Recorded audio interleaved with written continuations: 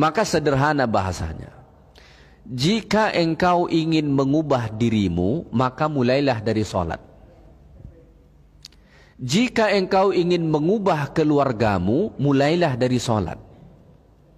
Jika engkau ingin mengubah warga sekitarmu, mulailah dengan sholat. Bahkan jika engkau ingin mengubah bangsa dan negaramu, mulailah dari sholat. Kenapa? Perubahan itu harus dimulai dari diri sendiri. Kita ini tidak bisa mengubah diri kita kalau cuma mengandalkan diri kita tok. Untuk mengubah diri kita ini harus mulai dari sholat. Nanti pada ayat ini itu Allah Ta'ala sebut beberapa amalan atau sifat yang bisa mengubah karakter asal tadi. Tapi yang pertama kata Allah itu sholat. Berarti perubahan itu segala-galanya dimulai dari sholat. Ya, banyak orang meneriakkan perubahan. Kalau nggak sholat nggak bakalan berubah itu, percayalah. Ya, makanya kalau kita ingin memilih pemimpin yang bisa membawa perubahan itu, lihatlah pemimpin yang gemar sholat. Saya tidak menyebut calon atau partai, enggak. Lihat saja sholatnya. Itu saja. Lihat saja sholatnya. Kalau sholatnya benar, rajin sholatnya, insya Allah bisa. Tapi kalau enggak sholat, atau sholatnya cuma kadang-kadang, atau sholatnya pencitraan, jangan harapkan itu akan ada perubahan. Enggak akan ada. Kenapa? Diri dia saja enggak bisa berubah. Apalagi hendak mengubah orang lain. Lihat sholatnya, ya. Al-mawsufuna bitilkal awsaf, orang-orang yang bersifat seperti tadi, yaitulah suka berkeluh kesah itu dengan penafsiran tadi, ya. Kalau mereka sholat, ya, orang-orang yang sholat, fa innahum idza massahumul khairu syakarullah. Orang kalau sudah sholat, dia akan berubah dari tabiat asalnya tadi, tabiat yang jelek itu, ya, sehingga kalau dia mendapatkan kebaikan dalam hidupnya, dia akan bersyukur kepada Allah. Ya, kalau dia mendapatkan harta wa anfaqu, dia akan infakkan sebahagiannya sebagai bentuk syukur dia kepada Allah. Jadi ayat sebelum ini tadi, ayat 21. Ayat itu juga memberi pengajaran kepada kita bahwa salah satu bentuk cara kita bersyukur kepada Allah, terutama atas nikmat harta, yaitu menginfakkan sebahagiannya. Ya, nah, orang yang sudah sholat, kalau dia mendapatkan kebaikan, dia bersyukur pada Allah. Kalau dia dapat harta, dia infakkan sebahagiannya. Wa idza massahum syarru sabaru wahtasabu. Dan kalau mereka ditimpa hal-hal yang buruk dalam hidup, hal-hal yang tidak mereka sukai, mereka sabar dan mengharap pahala dari Allah. Maka amalan pertama yang bisa mengubah kita manusia ini dari tabiat asal kita adalah sholat.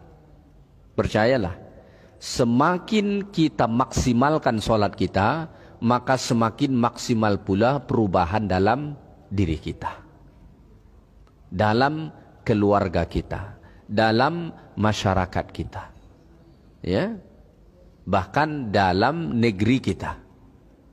Semua berasal dari sholat, ya.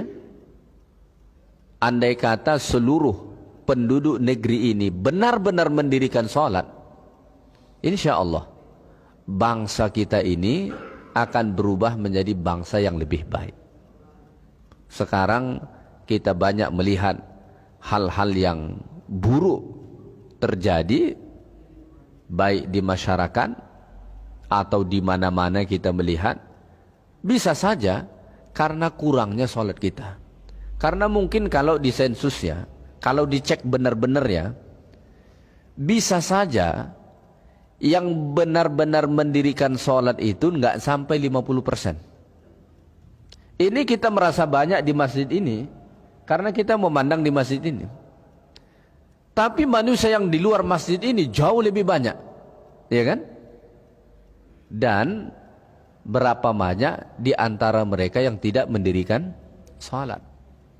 Anak-anak kita sekarang pada nakal. Ya. Waliyadzubillah. Kita melihat berita ada anak-anak masih SMA sudah sanggup membunuh orang. Jadi begal. Ya. Di Pekanbaru pun rasanya ada juga kasus-kasus begal ini ya. Saya pernah melihat berita katanya di sekitar Parit Indah itu pernah terjadi. Ya, di banyak tempat. Kok bisa sampai sejauh itu ya? Kejahatan yang dilakukan. Apalagi kejahatan yang dilakukan itu terhadap orang yang tidak melakukan kesalahan terhadap dia. Orang naik motor tiba-tiba dikejar pakai celurit, pakai parang. Orang tuh nggak ada salah, kemudian bisa dibunuh, dilukai, hartanya dirampas. Ini kekejian yang luar biasa loh. Ya, kekejian yang luar biasa. Emangnya dia dendam apa sama orang tuh? Nggak ada. Kalau ada dua orang, ya, kemudian saling melukai misalnya, gara-gara ada dendam di antara mereka, ini masih agak diterima akal kita. Tapi apa yang dilakukan oleh sebahagian kecil, ya ini sebahagian kecil, sangat kecil sebetulnya, oleh kalangan remaja, ya, bisa membegal, membunuh, melukai, mencederai orang yang tak bersalah. Ini sekotor apa tuh kira-kira otak itu? Ya, itu sudah sangat kotor tuh, sangat jelek itu. Kenapa tuh bisa terjadi begitu? Bisa saja karena kita sebagai orang tua tidak mendidik mereka dengan sholat, ya, sehingga akhlaknya buruk, tabiatnya jelek sekali. Makanya Nabi itu kan memerintahkan, perintah pertama kepada anak-anak kita pada usia dini mereka adalah untuk sholat. Makanya Nabi mengatakan, muru auladakum bis sholati inda sab'. Perintahkan anak-anakmu untuk sholat ketika mereka berusia 7 tahun. Ya. Kenapa sholat ini yang paling pertama? Karena sholat ini yang paling basic untuk mengubah, menjadikan dirinya orang yang baik di masa-masa yang akan datang. Sholat itu. Ya. Maka cara merevolusi diri kita, cara utama merevolusi akhlak, itu dengan salat. Makanya Allah mengatakan dalam Quran, innas salata tanha 'anil fahsya'i wal munkar. Ayat itu selaras dengan ayat ini, bahwa salat mencegah dari perbuatan keji dan perbuatan mungkar. Semakin seseorang salat, maka semakin jauh dia daripada perbuatan keji dan mungkar. Ya. Semakin dalam seseorang salat, maka semakin dalam pula kebaikan dia insyaallah. Ya, maka Allah Ta'ala mensyariatkan salat itu mempunyai banyak hikmah, dan salah satu hikmahnya adalah bisa mengubah tabiat kita. Bisa mengubah tabiat kita menjadi orang yang lebih baik. Ya. Ada